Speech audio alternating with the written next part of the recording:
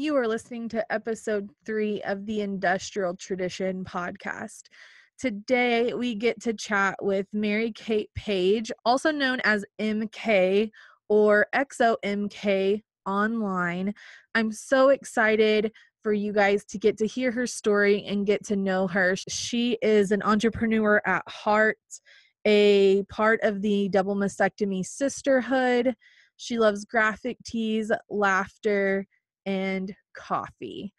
She's also a dog mom. She's a pipeline wife. There's just so many things about her that I absolutely love. I've really got to know her in the last couple months. I just know that her story is going to touch so many people.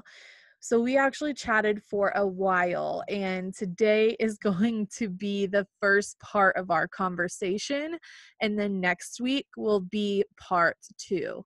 So today we're going to dive into like a little bit of her background, first part of adulthood, and how she became a pipeline wife. And then next week, I'm going to talk to her all about her double mastectomy and what's up for the future. So I hope you guys will join us this week and come back next week. We put out episodes every single Wednesday morning. So I hope you guys enjoy.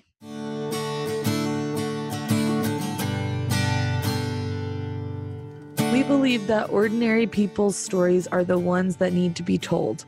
We want to meet you in the trenches of everyday life and say, me too. Pipeline families, farmers, ranchers, makers, mothers, mechanics, truckers, welders, and alike are all welcome here. Industrial Tradition is a brand dedicated to celebrating you and the way you live life. I'm Kayla, creator of Industrial Tradition and your host. I love that our community is filled full of people with tough roots and wild dreams. This is our community kitchen table. Show up here to talk shop, tell soul-filled stories, share your best advice, and shake hands with folks living on hard work and faith, just like you. Hi, Mary Kate. Hi. Thank you for having me. Yes, thank you so much for chatting with us today. I want to start out every podcast kind of telling people where we are because we travel and we're going to get into it. You travel. So we're always in different places. I'll start and then you can follow. I am in the camper back in Pennsylvania. And then we also are going to say what we're sipping on. And I actually am totally giving into my addiction and drinking a Coke today. So Hi. That's what I'm doing. Where are you at and what are you sipping on? I am currently in Shawnee, Kansas at my grandparents' house. I was just in Missouri and tomorrow I head to West Virginia. So back to pipeline life. But the modern day luxuries are amazing. Like, for example, I'm sipping on an iced coffee and those are so hard to come by. So, and then of course, the water. Water. Yeah. We talked about that. We can't drink too much water because we're going to be talking for an hour. So you have to. Yeah. I got to kind of like dehydrate, hence the coffee. Exactly. I feel like we've got to know each other quite a bit in the last couple months. I mean, we still have a lot of get to knowing to do, but I want to kind of like backstep a little bit. And I love your shirt today, by the way. If you guys are watching on YouTube, we do uncut versions on YouTube. So we are on video if you want to catch that. I think it helps having the video because then you can feed into each other a little bit. I really like it. Yeah, I really like it. And it helps not to like talk over each other as much, I think. You were kind of saying this the other day, so I thought we could start here. How did we meet? Oh my gosh. I don't even know how long I've been following you. I wish I could tell you that kind of stuff. But I initially reached out to you and became your friend because I found your blog on YouTube. Basically, I was just looking for other wives like me. I was in a place where there wasn't a lot of women around or wives or girlfriends or that I knew of, and I wasn't really a part of any of the Facebook pages at the time or knowing really like my tribe. And I was just looking for people. And I was like, when I saw your blog, I was like, oh my gosh, my husband's name's Josh. And I was like, we have to do this. We have to vlog too, which we never did, but I thought it was so cool. And I wouldn't have known that, like, for a long time, I thought you had been pipelining forever. And then just like recently, we've been pipelining about the same amount of time. So I'm going on 7 years. in Yeah. October. The whole reason why I started the blog and then the vlog was because I was in search of the same thing. And I think that there's still tons, actually, I know there's still tons of women out there just like what we were then. Some are like, new into it, fixing to get into it. Some have been into it for a while. And so that's why I was so excited to get you on here so early on, because I just think that you sharing your story whenever it comes to like pipeline, wife life, is going to help so many people. So of all these things that you are and you have been through and done in your life, which one kind of happened first? So was like, I know you went to school, right? Yeah. Like, can you kind of take me back to, was there any like big pillars in childhood, high school? I know you went to college. So how Yeah. did all of that kind of unfold timeline wise? Oh my gosh. Like, I don't know how far back you want to go. I'm originally from Alaska, and my parents moved to Oregon. We moved when I was in third grade, and you wouldn't know it now, but my dad was like super concerned about me socially because I didn't have like any friends, and I got teased really hard for being tall. The first thing I remember of third grade was, she's too tall to be in the third grade. And it ended up being my neighbor of all people, but that was a really hard transition time. My parents owned their own business, and I can remember saying back then, I will never own my own business. And that's so funny because it's been in my blood for like ever, and I tried to fight it for so long, entrepreneurship. But like, they truly say, like, if you can't think of, like, you have 10 things you want to do and you can't decide which one to do, like, you truly are an entrepreneur. I grew up in a small cowboy town, basically in the middle of Oregon. It's like Central Oregon. And then I went to school. I graduated when I was 17, and I went to college, and I hated it. I literally gained 20 pounds in one term, and I didn't drink. I ate myself to death, basically. Like, I had like the freedom, like, to eat French fries at every meal, and that happened. And then a box of donuts, and I was like a case of Pepsi a day. Like, I was depressed, and I was in a town in Oregon that was pretty rainy. So I ended up, I always say, withdrew from college, my first term. I love that. I don't like this. It was hard. It was an emotional, roller coaster. I bet. I went home, and then I got a couple jobs, and that began I've always worked. I've worked forever. I like worked in my parents' store, cutting keys and, doing all that kind of stuff. And then I worked in the mill. I was a maid at some point, like, and I've always had multiple jobs at once. And so I used to really pride myself on like my work ethic. So then I decided on a college I was going to go to. So I sat out the rest of the year. And then the following year, I went to a school in the eastern part of Oregon. And that was the first time I really felt like I could be me. And that's where MK was born. That's kind of what I go by, because everybody has such a hard time with my name, which is funny enough. Or I got tired of hearing like, where's Ashley? But funny story, I did have a roommate named Ashley in college. So there was a Mary Kate and Ashley. I've never thought of that whenever I thought of your name. I love your name. I feel like it goes together so well. And even your last name, which is your married name, right? Yeah. So my maiden name is McCarthy, and that's like a whole nother story. Like, I kept my maiden name for like a year because I was just like, didn't want to get rid of it. I love my last name, but Paige is good too. God. But I always feel like I have to spell it for people because they always want to put an I in it. Right. That's funny. Well, your married name really worked out for you. I was the same way though. I was super like, I wanted to hold on to my last name. So college back in the Eastern Oregon area, I graduated in 3 years in a term. I just really like overhauled. And if anybody's in college and you're trying to figure out like how to get through classes, only recommendation would be take all the 5 credit classes, specifically just take what you need to, and don't fill it up with all the other BS, like, that was just me. Plus I paid for it all on my own. I didn't have any assistance. And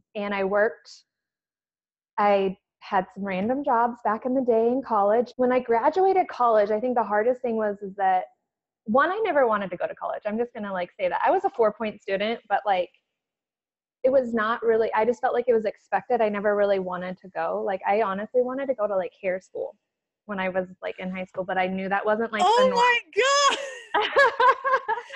I applied and was on a waiting list. And because I was on the waiting list, I ended up finishing my last, I think, 2 years at college. This is insane. Yeah, so that's crazy. But, and it's funny because I wish I had like a picture to show you of like what I looked like in high school, because it's like laughable to think I wanted to go to like hair school. Like I thought clear mascara was it, and that like I had a perm and everyone called me Muff. Like, I'll let you insert. That's So amazing. I didn't even know what I wanted to go to school for. And my dad had said, you know, the only advice I can give you is just get your business degree, because you can basically apply it to anything. And I feel like that was like the best advice I could have gotten. So I graduated, and I was just, I got asked, you know, like everyone knew I was about ready to graduate where I worked. And like at the time I was a cocktail waitress at a bar. I know that sounds super weird, but it was like a sports bar. No. And I also worked for a massage therapist as like his receptionist and that kind of thing. So they kept being like, well, what's your plan? And I was like, shit, I don't know. Can we cuss on this? Yeah, you don't can know. cuss. Okay. Yeah, we can do it here. I was like, shit, I don't know. Cause like, what are you supposed to do? It's not like you just have a bunch of stuff lined up. So I felt this like deep need to like have it figured out, and I didn't. And I left when I shouldn't have. I made better money doing those two jobs than I did my next job out of college, which I worked as a manager at Hollister. Yeah. So that was Oh, my first nice. job out of college, and miserable. Plus, I'm not like the size of girl for Hollister. I mean, I used to be able to get the jeans because they were extra length, and then everything just got smaller and smaller, and I was like not tiny. So it just kind of, I don't know. And I was like, that like social, I don't know, society saying like I needed to have more of it figured out. And I had always anticipated I'd be like some corporate, you know, boss lady. And so I ended up getting a job back in my hometown in a place I said I would never go again. Funny how when you insert never, you end up doing it again, just to remind yourself Yeah, never to say never. just don't say that. Yeah. So I worked at a tire company back in Central Oregon. That's really well known, like in the West Coast. I had no like prior IT experience or anything like that, but huge growing part. And I also worked, I don't know, they call it moonlighting, right? Like when you work weekends as a bartender to make extra money, because I made nickels and dimes and I had all these student loans. Leads me to how I met my husband. I met him at the bar I worked at. He had a bunch of friends that were like some of my regulars, and he came in and he was tipping me 20s, thinking he was all baller off his first pipeline job. Yeah. And he's not from my hometown, so it's pretty funny. What's random is like we totally should have met before we did, because like his best friend, he came and stayed in my dorm, like my floor of my dorms, like the year I was there. And like his dad actually went to high school with my mom. Like they're in the same year, to find out. And then our moms share like a best friend from childhood. Like so weird. Like, but it's That's total God crazy. moment, right? So Yeah. I literally never saw him again a year later. And the first time I saw him, I had long hair like this. And then the second time I saw him, we were at a PBR event. He had two friends that were bull riding in it. And I was with my friend Ashley and ran into him. And they didn't remember who I was at first, because I had a really short A-line. And then he recognized, like I said, who I was. And then later he came down, and this was like New Year's, he came down to find me. And he was like, asked me for my number. And I was like, oh, I don't give my number out when I'm drinking. Gosh, that's so embarrassing. And so then he was like, okay, well, let me give me yours. So I took his number. And then I was like, oh, I'll call it to make sure it's a real number. Yeah, so then he got my number. And so then he was like, he had called to like try to meet up later that night. And I was like, no, please. And then a couple days later, he texted me, and I decided to call him. And he was actually driving from Oregon to Ohio, and he went straight through for a job. And I thought, well, I will not date anybody long distance. I already did that. And I thought, not going to happen. And he was younger than me and a little shorter than me. And those were like all the things I said I would never do. That's on the list of never. Yeah. And so we talked literally after that, like every day for hours, and it felt like so much longer, but it wasn't. And so the first time I ever went to go see him, he was in a job in Louisiana. And so I flew out there, and it happened to be over Valentine's weekend, but like there was no significance. It was just like getting to see each other. So this would be the first time we ever hung out ever. And like the first time like both of us would have been sober. Mm-hmm. So and you super are nervous. flying thousands of miles to meet this person.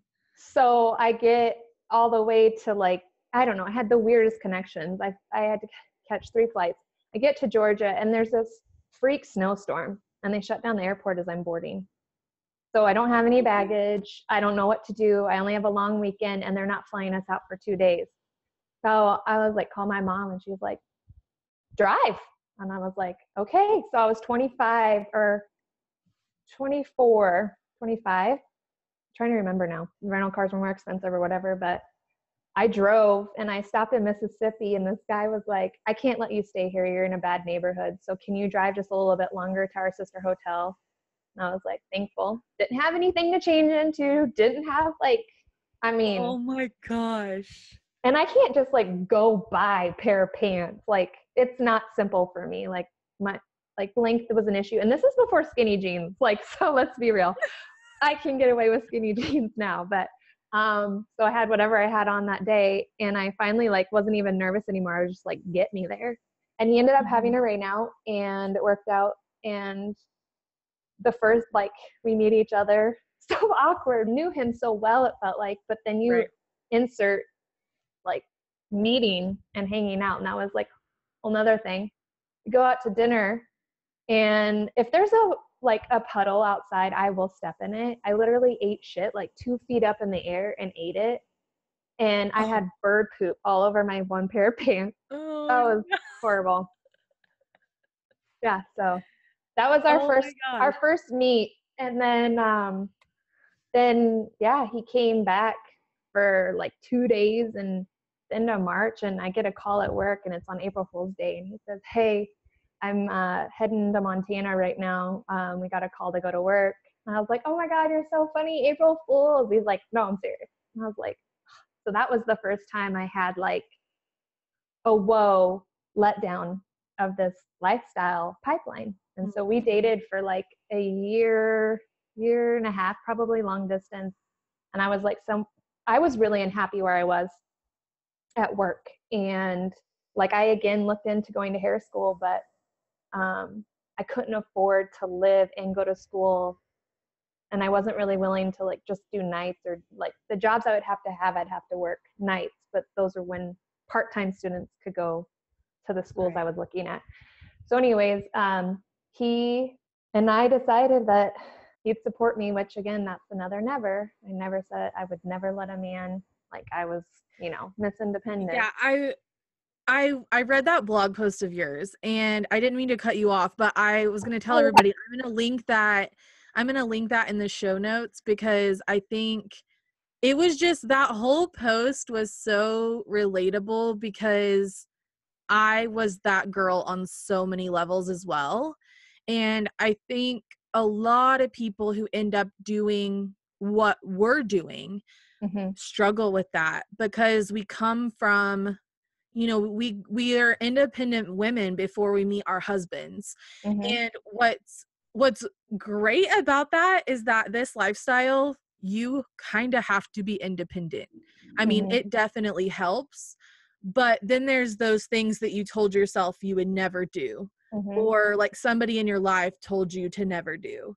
And of course, like relying on a man fully is one of those that a lot of us girls were told or taught. My whole point is I'm going to link that in the show notes, because I love that. There's so many like moments in there where I'm like, yep, yes, I did that. That was me.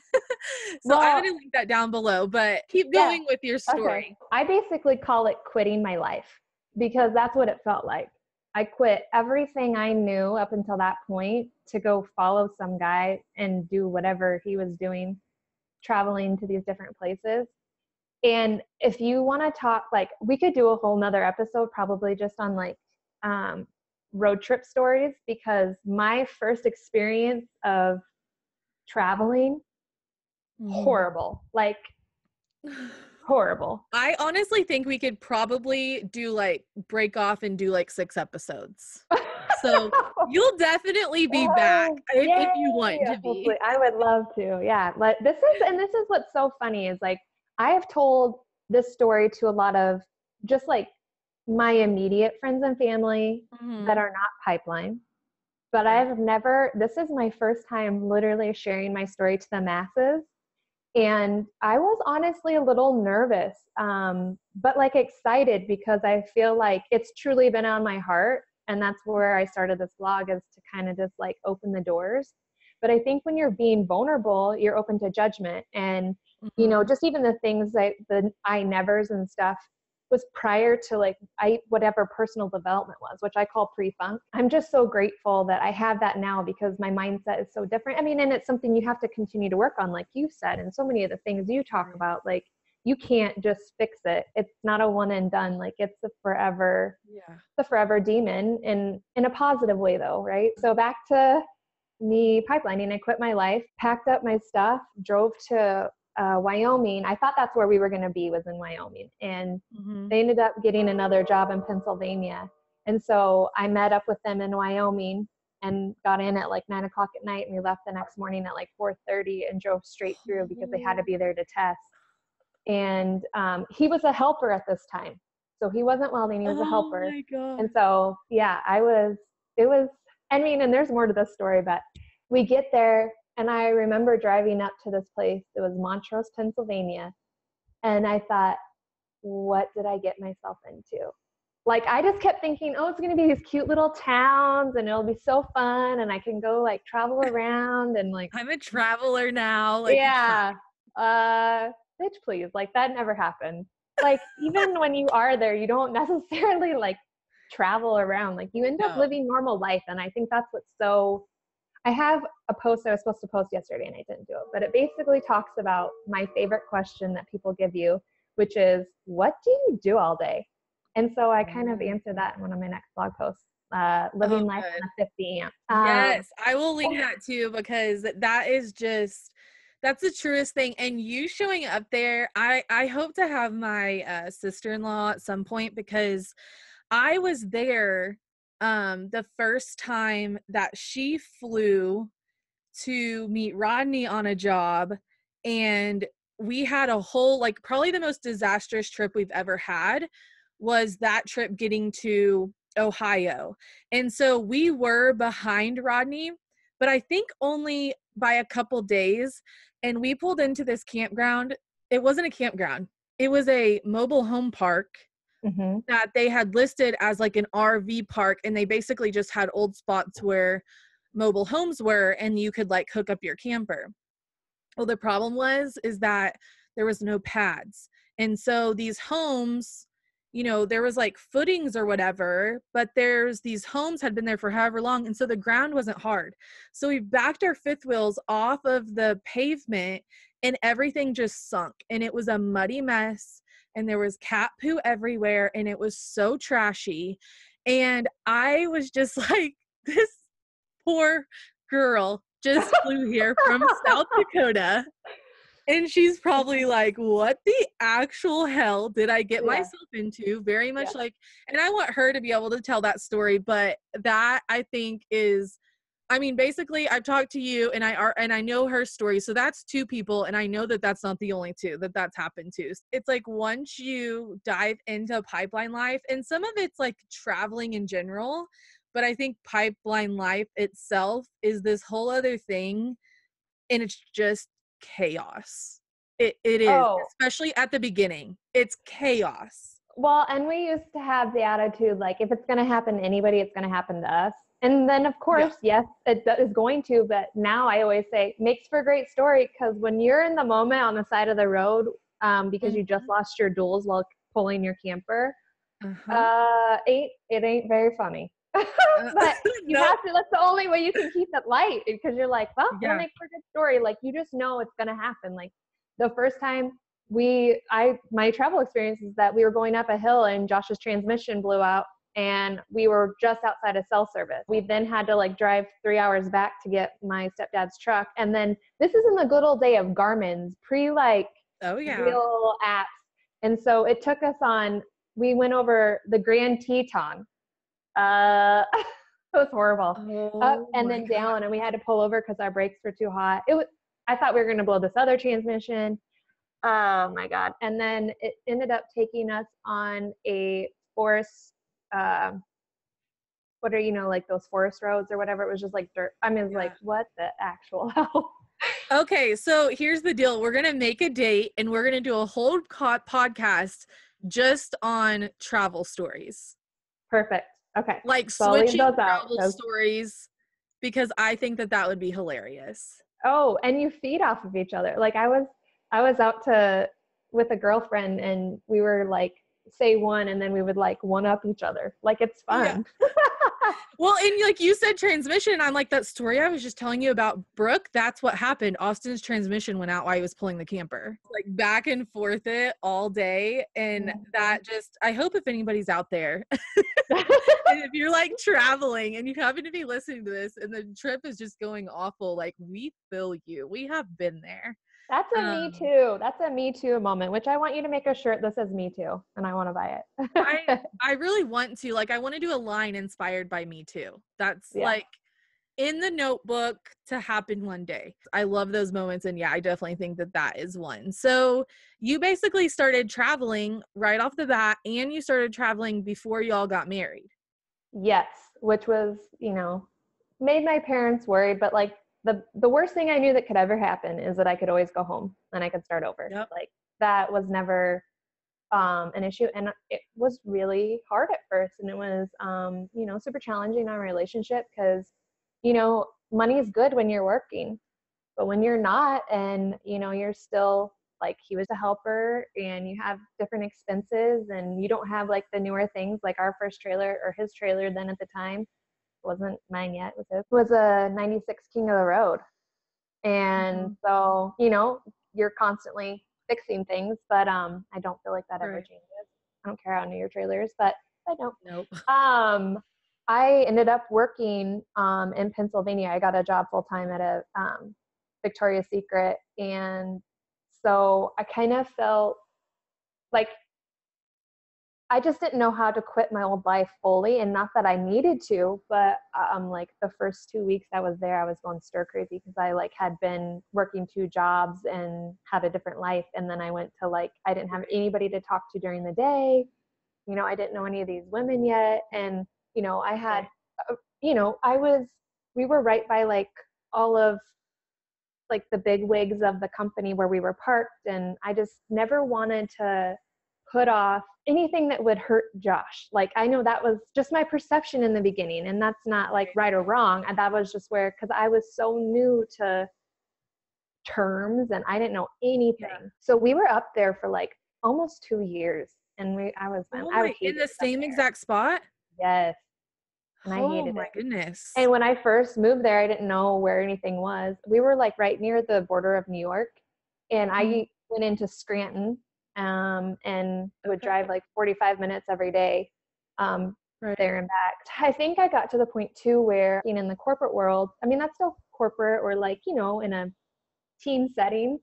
I'm a team player. I, played sports and did all that, but I got to the point where I would get so worked up because I wanted to like move forward, but I also knew that I couldn't because of our lifestyle. And like, I knew the realisticity of that, but I also was like, I got tired of working for something that I really didn't care about, but I would get myself all worked up about it. We left. And after that job, basically I said, I'm either going to go and you're coming with me, or this is it, because I was just in a really hard spot. He left and he ended up testing, went down to Oklahoma and tested to be a welder, and we got a job right away in Missouri. And then I haven't really had a traditional job since. I was able to travel. My mom had a deep flap surgery. She'd already had a double mastectomy before. Long story, don't need to get into it, but I was able to go home and help with that. And I got to be like plan our wedding. And that was really nice. And it was like a good growing time for me to kind of decompress and like kind of retell my story in my head of like what I thought my life had to look like and how it would fit in with being married to someone on the road. And I wasn't willing to be separate. That's my opinion. I'm not faced with that decision right now. We have, and it's just really hard. And it's hard for me. I like to be there if I can. Like we had some tough times the first year and a half, 2 years. He was broke out as a welder because you have jobs starting like after steward school, like April, June. And then, you know, they end October, November. And sometimes it was hard to, so we'd go home to Oregon and then I would work and then he left and then I would follow later. I did my first introduction to MLM was Plexus. Didn't even really know, but it was like, so it was after we got to like Missouri, and on that job we moved to different yards or whatever, and we were in Oklahoma at the time, and it filled my day with like productive stuff and like education and but I wasn't ever like super like bossy pants about it. Like I never even was on my Facebook at the time. I only just scrolled to see other people, and then I decided that wasn't really my jam, and anyhow I fell into Beachbody. And that's where I learned about personal development and really how that affects you in a positive way. And I basically did it as another quick fix right before the wedding to fit into my dress because I bought it off the shelf. And I had really bad habits, and I would buy gym memberships and not be able to like use them all because we would leave. Literally, I bought one and then the next day we left. So I can do it in my trailer. I did that on and off, and every time I wanted to quit, it was like a God tug for me to stay to, you know, inspire and motivate and work alongside these women. But I never had a team. I really was just like retail sales only. And I had just a very small group. As much as I wanted it to be a thing for me, I'm so blessed that it wasn't, because now I can pursue my own thing without feeling the guilt of letting all these other people down, you know, like if I had a big downline or something. So I still, you know, use the product, but like I love the workouts. But I just realized, you know, at this point in my life, and the seasons are always changing. And that's the thing that's so funny is like, you know, you say one part of your story, but I just think to myself, wow, like I don't even have to be the same person I was 10 seconds ago. And that's just like kind of freeing, because you're constantly evolving. I decided to like kind of let that go, and that I kind of went into a little bit of a depression over that, because again, I felt like I was failing at something in my life. Like I just felt like no matter what I touched, it was never successful, because for this whole time I've deemed success to be, you know, advancements, you know, paychecks, like all sorts of things, and wanting something for your life. And now I just like, even within the last few months, I've really just tried to redefine that for myself. And I have a luxury that most people don't, to truly get to try on as many things as I want. And I don't have to work because Josh is, and I will work, and I'm not afraid of any work. I'm so glad that you brought that up, because, you know, a lot of times like people are struggling with like, is it enough for me to like be a stay-at-home wife if I'm not a stay-at-home mom? And I think it's like so important, and there's so many different levels I could hit on this, but I love that idea that it allows you to be so much for your marriage. So like you still are doing so much for your spouse, and these, like, our husbands work so many hours that it's really beneficial to them if you are there and can like take up the slack on doing everyday stuff. Like I always call it like logistics. Like that's like the everyday errands, the every week errands, and just like keeping up the home and all those things. I think too that it allows you to be such a blessing to your family, your friends, and your community.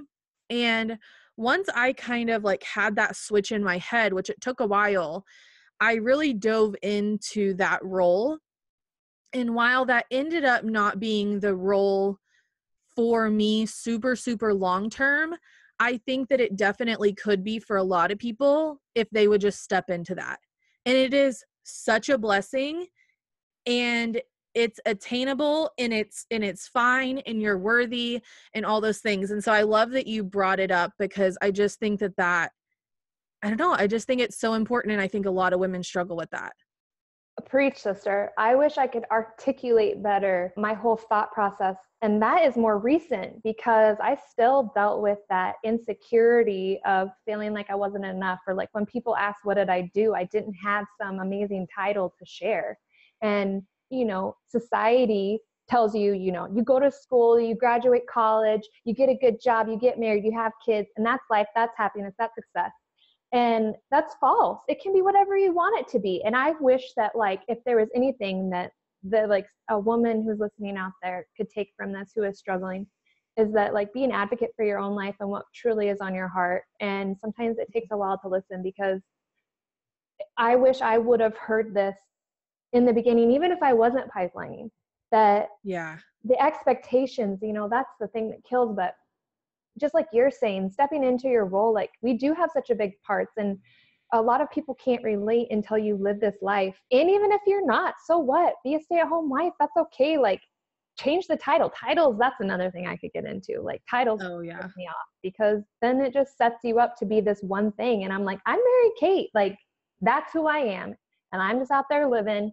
And I'm Mhm. going to try this blog thing on for a minute, and I'm going to try on some entrepreneurship. And if it doesn't work, it doesn't work. I'm on to the next thing. But that doesn't have to define me. Like, just being a Right. stay-at-home wife doesn't have to define me. And you were saying the logistics. That's funny, because I always say, like, I treat everything like an event, like just going to the grocery store is like an event in my day, because Mhm. then it changes the mindset of it being like mundane. And there's Yeah. there's there's lots of opportunity to do different things, and some days they go by really fast, and some days they're lonely and slow. But I think it's really what you make of it, and it's not easy transitioning in. So I just want whoever's listening, like, allow yourself that peace and that grace, because it's a transitional period for sure. And like you said, you've been traveling for 7 years, right? hmm And how long have y'all been married? uh I was like, four, will be four in December. Okay. Yeah, and I've been on the road for 6 years, and I think that everybody's timeline is different, but I think it's important to note that, like, I just had most of these realizations in the last, like, year. So it Oh my took gosh, a yeah. minute. It took a lot of minutes, years, Well, actually. it's like listening to good people too, to like remind you of things that have been so embedded that we don't even realize, because Mhm. it's tradition. And you're not a mom yet. I unfortunately am not a mom either. And that's kind of a hard place too. We used to have this plan, like, people ask, like, well, when are you going to stop traveling? Because my family just, like, they always want to know what's next and where we're going to be and how long our jobs are. And that, unfortunately, like, you just don't know in the pipe. Like, you can give estimates, but if they say Yeah. something, add 4 weeks to everything. Yeah. But still, like, you don't know. We don't know what's next. And Mhm. um, like, the thing was like, oh, if I got pregnant, I would, like, my idea was I'll travel with them until they're ready to go to school. And for me personally, where I was thinking now, like, I would be like, well, I want to be permanent and have them in school so they can be athletics and do all of that. And I don't want to be a single mom. So Josh would have to, like, we would have to live a different life. But Right. you can plan all this until you go through it, and then you decide what's right for your family. Right. It's just like my double mastectomy. I thought, like, it would be one way, and I decided against another part of my surgery, and I wouldn't have known up until going through it, like, what you really need or want. We haven't been able to get pregnant now. Like, the philosophy is like, why? This is so cool. Like, I can't imagine being permanent anymore. Like, I wouldn't want to. Like, we don't foresee ourselves ending up in Oregon, but life has a way of just happening to you. So we'll see. Your house is your home on wheels. Is that what Yeah, you're fixing to yeah, say? yeah. Yeah, and I think a lot of people too, I think a lot of families, and I don't know, y'all, like, from what I kind of gather from you, you guys are kind of taking it as it comes, because you know that that's just how it's going to happen anyways. But a lot of people's families assume that pipeline and travel is temporary, when for a lot of people, it maybe isn't. Yeah. Maybe it's a career. Like, Mhm. Austin's welding with a guy right now. I'm pretty sure he's in his 60s. Like, he's been pipelining for years, welding Mhm. for years, traveling his whole life. It's funny because that is and can be the reality of this job, of this Mhm. career. And I think a lot of people don't understand that. And I know that there's a lot of stuff that can come into play, like health and like your life changes and things happen or whatever, but it doesn't have to be temporary. And a lot of people maybe don't want it to be. And Mhm. I love that you guys are like taking it as it goes, because I feel like we were just talking about, that's how it goes anyway. So you might as well just be like, you know what? It's not that you're living your life like without any type of plan. Like, I see you as being a relatively strategic person. Like, you're not just out there just like, oh, like floating in the wind, like I have no cares, but it's just saying, Oh, I'm fine with this, and I realize the good in it and like the blessings in it, and I'm rolling with it because that's what we're doing right now. well, and I have to because my personality is super type A. And Mhm. like I like a plan, I like to know like what's it supposed to look like. And I really had to learn real quick that's not the way this works. And so unless I wanted to be sad or let down all the time, and that's the other thing is like I choose to travel. Like I've been with family all last week, and sometimes I go to Alaska for weeks at a time, which would be with family or wherever it may be. And I know that I have to make those decisions, meaning that I have to continue to live my life too. And I'm so grateful that my husband wants that for me, that he encourages me to go do those things, because that's what also keeps me whole. I know that that's a luxury that I have that maybe some others don't, or I encourage you to just test the waters and do those things. Just because he can't join you doesn't mean like you shouldn't go do it either. Selfishly, I kind of wanted to ask you about this because I feel like, I don't know if you've always been like this, but I feel like from what I've seen, you do a good job of that. And that's something that I've really struggled with. Like, there was a time, I think it was 3 years ago, I don't remember the exact year, maybe only two, where I was like, okay, I'm sick of going back and forth all the time. I feel like I'm just everywhere. I need some consistency. Austin doesn't go home for months at a time. So you know what? I'm not going home until he goes home. And the only time I went home that year was for my birthday. My grandpa and I share a birthday. Oh, And so I fun. always make sure I go back for that. And that was it. And it was good because I was able to really learn who I was. And that's something I really struggle with whenever I go back home. That's like a whole nother thing. I don't need to get into it today, but I struggle with that. So being away was good in that sense, but it definitely, like, I get some of that guilt of thinking, oh, I mean, Austin's at work, so like I guess I should, probably be working. And he doesn't say that. He doesn't think that, but I Right. put that on myself. And I think that, I know that I'm not the only one that's done that, but I love how you take off. You guys are primarily with each other. You Mhm. travel with him, but Mhm. you do take off and like do your own thing and see your family. How do you kind of just okay, so one of my main questions about this is, do you just book it last minute, or do you say on this date I'm going to be in this place no matter where I have to travel from, like I'm going to make it happen? Or how does I that work know. specifically with like the pipeline timeline that we all know is I crazy? know. So that's a really good question. And there's a lot of times where it's last, I mean, I would say majority of the time it's last minute because you don't know where you're going to be. And it always seems like the trips I get asked to like go help my family with or whatever, I have to literally book my ticket last. And a lot of times then maybe will offer to pay for my trip, but then I'm like, I can't because I don't even know what airport I'm going to be in. So then, like that's a struggle. I had to book a ticket once thinking I was going to be somewhere and we weren't there. So I had to travel to that airport to fly out of it. I am very fortunate because my husband wants me and encourages, and he doesn't really like have an opinion in that sense. Like, I'm not saying he doesn't have opinions, but like we miss each other. And like when we're away from each other, like I miss him. And it's like, I want to be back home, but I know it's important for me to have these experiences too. I wouldn't get to be who I truly am at my core if I wasn't going to see and being a part of my family. Side note, like a PS here. Housewives, like you don't have to be a traditional housewife or like what I call them a Betty. Like, you can be whatever you want. Like, set that tone for yourself. Sorry, the phone's ringing in the background. I don't always cook. I like to go out to eat. I'm not a big person. I don't like to cook really, and I hate dishes. I'd rather clean a bathroom. I would feel so jealous if I was working all the time and he was just like going and blowing. But Yeah. that's the difference in who we are. And I'm like, at least I'm honest about it. Like, I mean, I'd want that for him, but then I'd be like jealous I wasn't either one getting to experience it or feeling left out. But like, he's just not that way. He's But such a easygoing guy. does he like absolutely love what he does every day? For the most part, he really does like his job. Because I feel like that's Austin. He likes it. And now there's times where like he wants a break for sure. Like right now he's kind of like, oh, I would like to go home for, you know, like a couple weeks and like reset.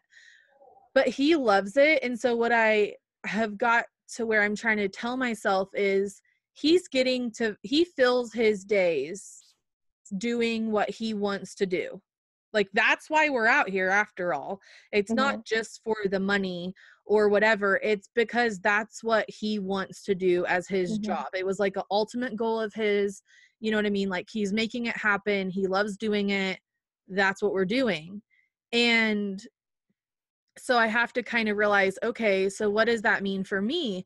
And so this year I'm trying this thing where I'm starting to like have hard dates. Like, you know, I just went on a trip for a month and I like booked hard dates and I was thinking, okay, you know, no matter where I have to drive from, whatever, like this is happening. So along with that, Austin, we were going to a friend's wedding. Austin couldn't get off early enough. And so I had to drive out. We were supposed to drive out together because we always have the dogs, you know. I had to drive out and he flew out. But so for one, that just stunk, but it is what it is, right? Yeah, We kind of, right. it's easier to get over that stuff the more that it happens, because you just realize like it's nobody's fault. It's just kind of part of it. Correct. But this is the other part of this whole thing, doing stuff last minute. Austin's plane ticket was so expensive. Have you found like a hack with that, or is it just that's the price you have to pay for doing it last minute? I mean, I'm talking like I think it was like $700 round trip. See, to me, I feel like that's pretty average. Like, I feel like when you get to the $800-900, that's where I feel like it's more expensive. But I feel like that's pretty average. Like, I feel like I get a good deal and it's like in the 300s. But I'm also usually traveling like the length of the United States. I did get a great ticket from West Virginia small airport recently to Idaho for like $365, but that was a one-way to me. And I'm like, still at the end of the day, it's less than $700. But if I can drive, I usually drive. When I am like, okay, that's 12 or 13 hours, I'm like, that's a day trip. Like, you're making it in a day, and that's what it is. I'm going to go drive all day tomorrow when I could stay and hang out or whatever, because I want to be home on Sunday when he's off. And I try, like, if I'm going to do any of this, I try to make sure I'm always back like on a Saturday night so we can have our steak night, have all day together. And do you leave on a Monday? I always try to leave on a Monday, like after the Sunday. Or like I try, like last time for this trip, I left on a Saturday and it pained me because I knew that I was going to leave and the next day was going to be his one day off. Because I always try to like leave on Monday or like sometime during the week, because I hate leaving on like Friday or Saturday whenever I know he's like fixing to have a day off. Yeah, it's tough. And then it's like, it always seems the case. Like last year I had my surgery and I would, once I got in between my two surgeries that I had, I like booked a ticket, and it's so silly. It's like you plan like all this cool, he's going to have all these days off. And of course, when you come to visit, they work 7 days a week and you're like, oh, typical.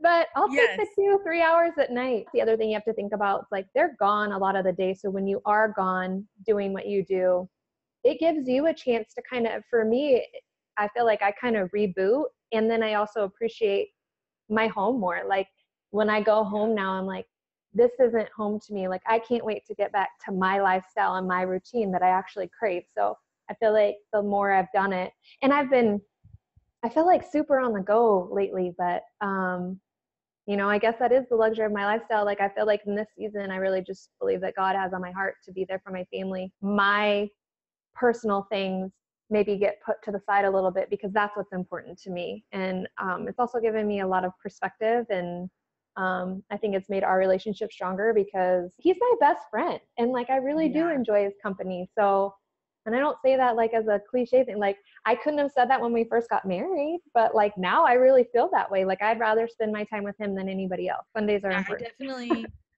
I don't know. I feel like I had so many things I wanted to talk to you about today, but I feel like we could talk about pipeline life and pipeline wife stuff all day because it just is. And I feel like so many of us are probably starved for it because very few of us have a whole lot of people in our life that really get it. And that's always hard. So today, everything you're saying, I'm just like, yeah. I know what you're talking about. Well, it's like you see someone with an out-of-state license plate in like the town you're in, you instantly know where I feel like I can pick out pipeline like in a grocery store. And like you like know, you're like, oh, are you pipeline? You're like, yeah. And you're like, oh my gosh, like instantly you feel like family or like friends. Like, and they may not necessarily love you, but like I feel like that kinship because we're like an anomaly. Like people, like you were saying before about it's like a part-time job or like you're doing this in an intermittent part of your life and this doesn't like necessarily your career or like it's kind of like because it's taboo in the sense that like people would just travel around. Or this is why I think it's so cool that you've created this community of people like us, like more blue collar type and kind of like not just business, like go to an office every day. And not that there's anything wrong with that, but it's just like that you have this because I feel like whether you've been in it for 2 days, 2 years, or 20 years, I think that just getting to hear people's stories and be able to relate, like you said, what a great gift. Thank you for joining us for this episode of the Industrial Tradition podcast. I hope this conversation found you right where you are. Join us to celebrate and support one another on the road to life well lived. You can join in more with our community by visiting industrialtradition.com/subscribe, and we will send you over all the ways you can hang out with us during the week. I'll be back here, same time next week for another episode. Now it's time to push back your seat and go live your industrial tradition.